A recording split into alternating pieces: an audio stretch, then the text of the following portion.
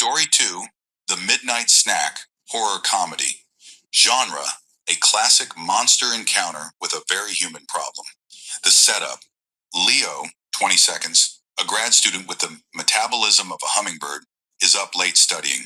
A blood-curdling howl echoes from the nearby woods. He ignores it. His stomach growls louder. The scene.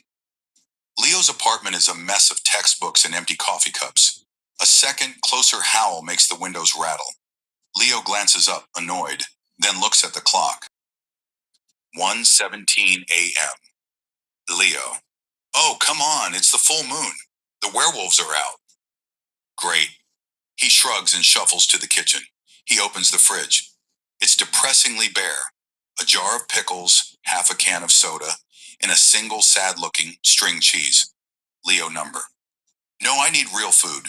He opens the freezer. Inside, nestled on top of a bag of frozen peas, is one solitary Hot Pocket, the ham and cheese flavor.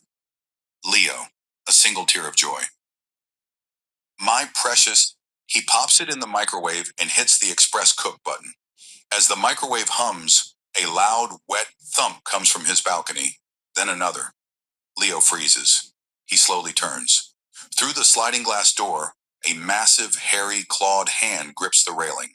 A second later, a monstrous snout with gleaming yellow eyes presses against the glass. It's a full-blown werewolf. It lets out a low, guttural growl. It tries the door handle. It's locked. Leo and the werewolf stare at each other. The microwave continues to hum.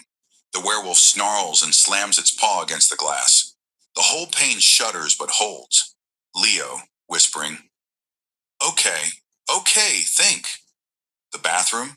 No, no window. The closet? Pathetic. He looks at the microwave. It has 2 minutes left. The werewolf slams the glass again. A tiny crack spiderwebs across the corner. Leo, in a moment of pure, sleep-deprived insanity, holds up a hand.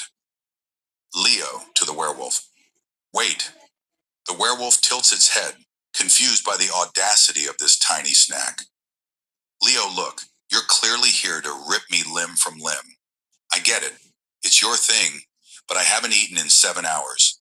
I have a final tomorrow. If I'm going to die, I'm not dying on an empty stomach. Just 2 minutes. The werewolf blinks its yellow eyes. It glances back at the dark forest, then at the glowing clock on the microwave. It seems to be considering this. It lets out a huff that might be annoyance or amusement. It then sits down heavily on the balcony, its back against the glass, arms crossed like a disgruntled bus passenger. Leo stares, dumbfounded. The microwave dings. Leo. Oh, okay. Cool. Thanks. He carefully opens the microwave, the scorching Hot Pocket in hand. He takes a massive scalding bite, his eyes watering. Leo, mouth full. So worth it.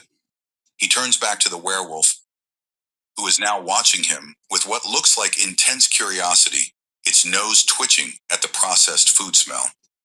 Leo. What? You want some? It's ham and cheese. He holds out the other half of the Hot Pocket.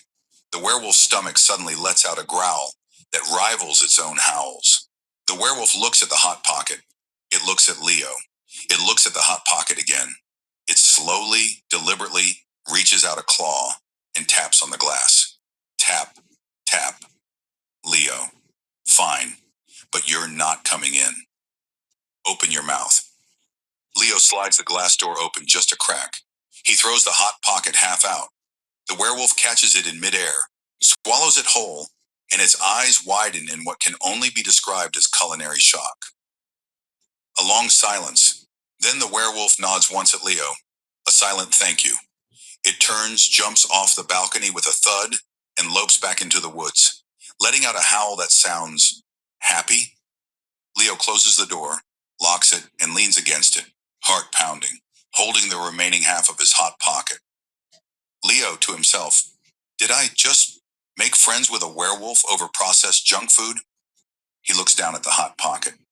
Leo, to the Hot Pocket. You are the best and most dangerous thing I have ever eaten. He takes another victorious, terrified bite. Fade out.